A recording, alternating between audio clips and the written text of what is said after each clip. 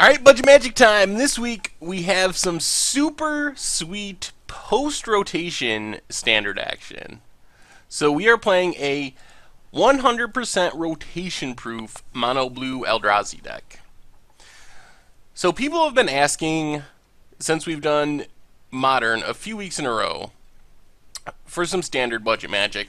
But the problem I was having is rotation is coming in like 2 weeks. So I don't want to build some sweet deck, have everyone go buy it because it looks cool, and then have it rotate in 2 weeks and have that all be worthless. So the solution I came up with was to build a post-rotation deck. So, Transgress can take our Ruination Guide. So we are playing a deck that is completely safe for rotation. If you buy this deck, it is not only good for the next 2 weeks until rotation, but it is good for the next 6 months, probably an entire year. Like, a huge percentage of this deck doesn't even rotate at fall rotation. So, for under $100 in paper and under 50 ticks online, you can build a deck that will last you a long, long time. And one of the things, you got to make sure to check out the article on this one on the website, because one of the sweet things about it is that, how do we want to do this? Let's just attack with Mimic, leave up Dimensional Infiltrator. One of the sweet things is if you buy this Eldrazi base, and I know people are kind of iffy on Eldrazi, people loved them, now they hated them, but if you buy this Eldrazi base, there's a lot of things you can do with it. This is a mono-blue version. You can also play a mono-red version, a blue-red version, a blue-black version, a bug-colored version, and that's only counting the more aggressive builds like ours. There are also not as aggressive of builds. Well, that worked out. They countered our Dimensional Infiltrator, but we get to untap and Whirler Rogue. Well, that worked out as long as they are not holding a Wrath. If they're holding a Wrath, this is bad for us. But and that's only counting the aggro builds. There's also the builds where you kind of go big to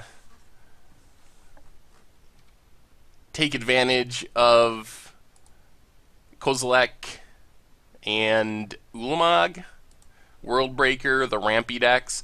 So there's just so much you can do. So even though most of the value in this deck is in a couple cards, Thought Knot Seer is one of them, Reality Smasher, but those are cards that you can do a ton with in Standard if you buy them. So it seems like a really solid investment. Now we get to attack with our flyers. Can't attack with Mimic because of the Shambling Vent. I will say we are at a disadvantage right now because everyone else gets crazy cons cards, so they're fetching for BFZ duels and all that stuff, while we are restricting ourselves to playing essentially a Battle for Zendikar block deck with a few Magic Origins cards.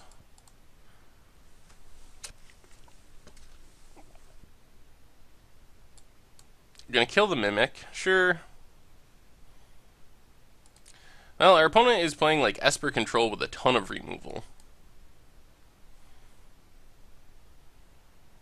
Well, they are also down to 7, which is the good news, and that's a virtual 3. So we are a Reality Smasher away from just winning.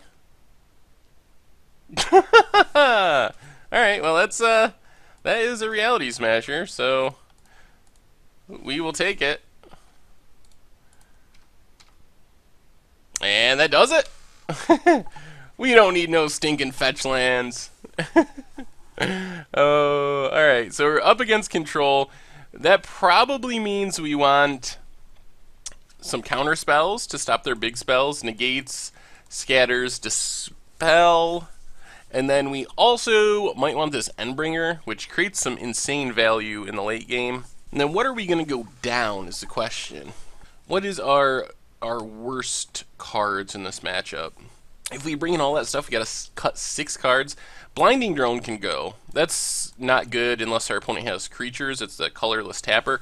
It is super sweet against other Eldrazi decks, though. That's like the secret mirror tech for beating other Eldrazi decks. Because you can just tap down their Reality Smashers and Ulamogs while you're beating down with your own. We can go down a Hedron Crawler.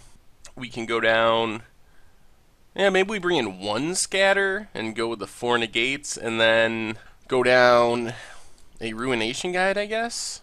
Ruination Guide can be pretty sweet, though. Alright, we'll go down Ruination Guide. Try it like that. And, alright, this hand's reasonable. Not insane, but it's fine.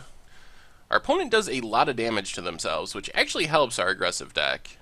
In that game, they cast 2 Painful Truths, fetched a couple times, so they were kind of starting off way lower on life than we were because of that. This hand is going to need another land, though. We're not going to win unless we draw another land. Preferably 2. That's Jace. Jace is annoying. Creates a lot of value. That's not a land. Alright, well I guess we just go Eldrazi Mimic, pass. Gotta be able to start casting our 3-drops. 1 3-drop gets us this Scion token, which gets us to our 4-drop and Thought Knot. Once we get there, we're kind of in alright shape. The good news is our hand is loaded on action. Opponent pitches a land. That's land. Alright, let's attack with Eldrazi Mimic.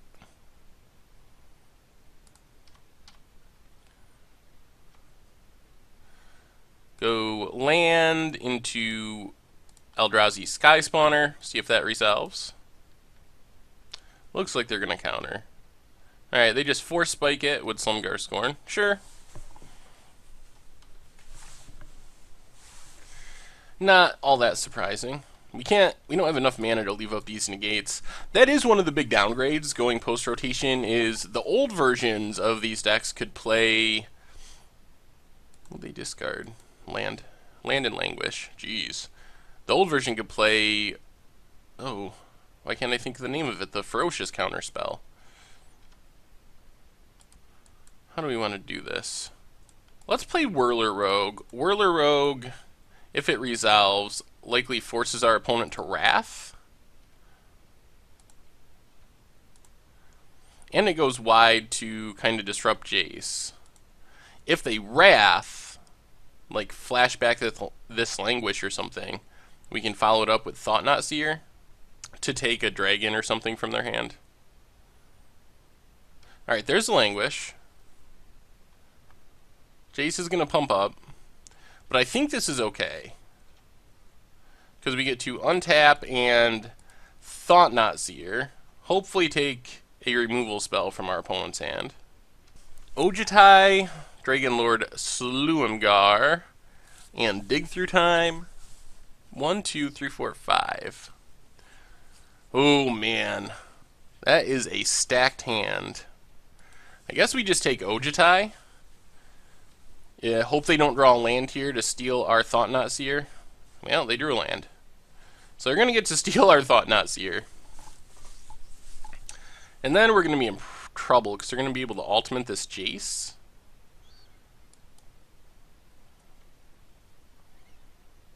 Yep. So steals our Thought Knot and gets a dragon. Definitely complicates things. Pumps up Jace, so Jace is getting close to ultimate. And we don't really have a way just to kill that Dragonlord Silumgar. Let's just play another Thought Knot Seer. Get rid of the Dig Through Time.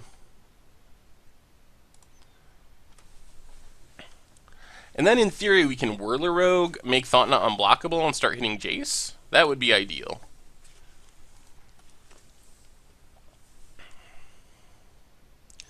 Just gonna attack with both. Interesting. I don't think we want to block. I think we need to take this damage and then start attacking Jace. If they don't have a creature, we can also leave up negate. Oh, they're gonna just cast the Languish? Interesting. Well, we get to draw a card off of this. So does our opponent, but... So that Dragonlord Silumgar didn't do that much. Alright, we get another land and another Thought Knot. What's the odds that they drew into a counter spell? Can we afford to wait, though, is the question.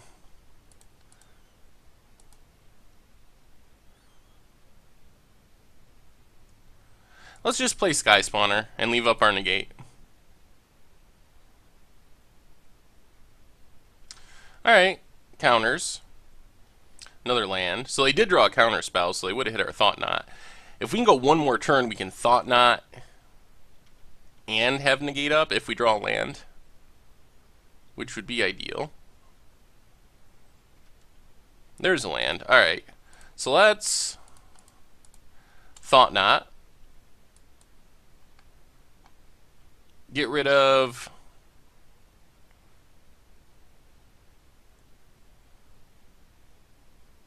they're going to Utter End. Well, let's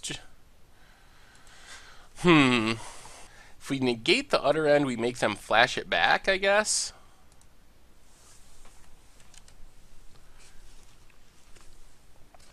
Which might mean we can actually...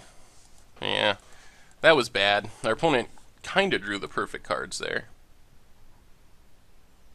Yep, they're going to flash back Utter End, kill Thought Knot, draw a card.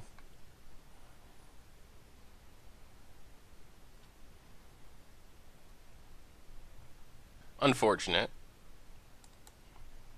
Shambling Vent. Our opponent is down to 1 card, which is good. And their Jace is down to 2. Well, let's play a Whirler Rogue. Make some tokens, put a counter on a token, play another Ruins of Ornreef, pass the turn. It's not just over yet. They're going to pump up the Jace. Attack with Shambling Vent.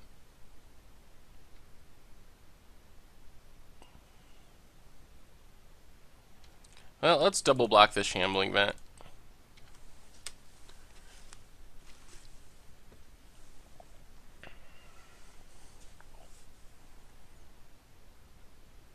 Land. Well, Ruination Guide. Put a counter on it. Put a counter on it. Kill Jace.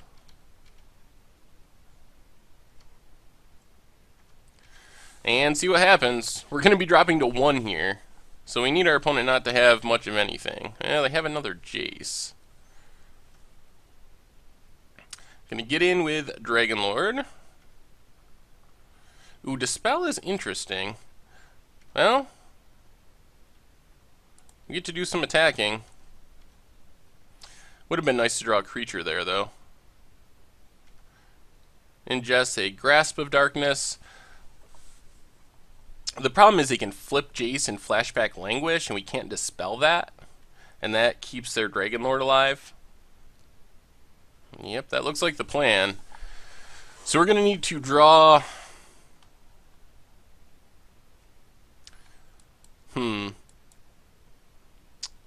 something that gives us flying.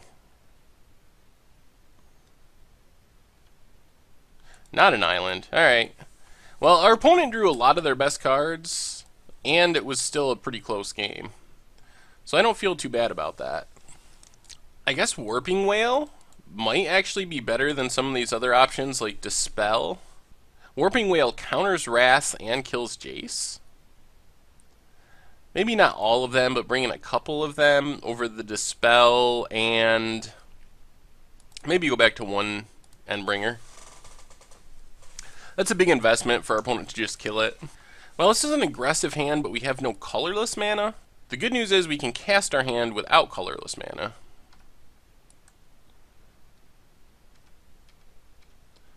And we drew it anyway, that's good.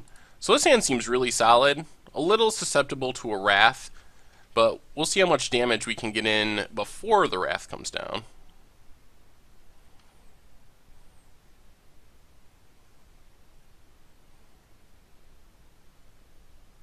Jace, alright.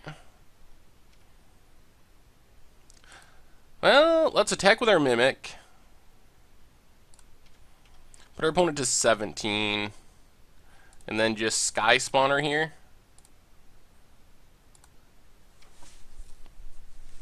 Foundry is actually a nice backup plan against control decks. Gives us another way of recovering after a Wrath. Loots with Jace. Oh, so you don't have to worry about it blocking. What are they looking for? Lands? Not lands, they just discarded a land. There's a plains. Well, let's play the land, attack with everything. Double Dimensional Infiltrator is also pretty sweet. That's another good way to recover after a Wrath. They are going to grasp the Mimic and take 3.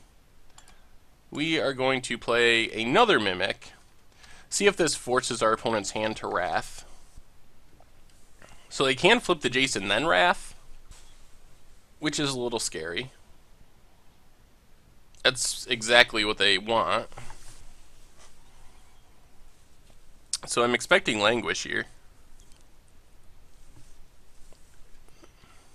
Pumps it up. Another Jace. Well, that's Dimensional Infiltrator. Ooh, Scatter is sweet. Let's send both at Jace. Put Jace down to 2 and just pass the turn. Pumps up Jace. Going to flip Jace. Discarding a land. Yep. Pumps up Jace. Flooded Strand. Cracks it. Well, if they play a Dragonlord, we're definitely countering it. Alright, let's exile the top card of our opponent's library. Just a shambling event. Mimic. Alright, let's send it Jace.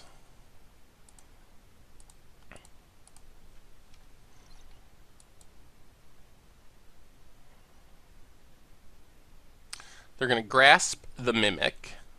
Jace takes a hit for 1. Do we need to play more things?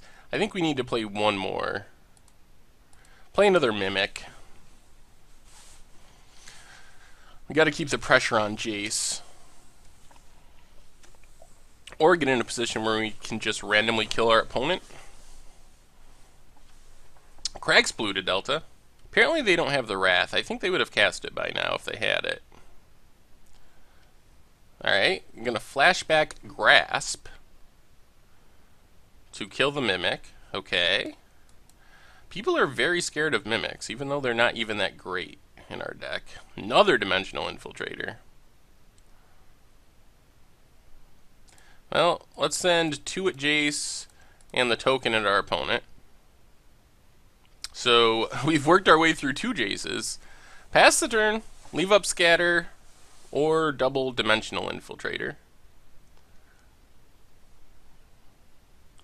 Another land for our opponent. We might be getting there. Ooh, Foundry is also sweet. That is a good land. So now we can actually sack Foundry if we need to in response to a Wrath. But our opponent goes to 5. They need an answer here. Another land. Probably not what they wanted. Well, let's Dimensional Infiltrator. This means our opponent needs to deal with 2 spells. Okay. We'll sack our token. They didn't reveal a dragon, so. Another Foul Tongue. And then another Dimensional Infiltrator. And a negate to seal the deal. And that does it. Sweet! Well, taking down Esper Dragons with a completely post-rotation build of Mono Blue Eldrazi. Alright, we'll be back with another.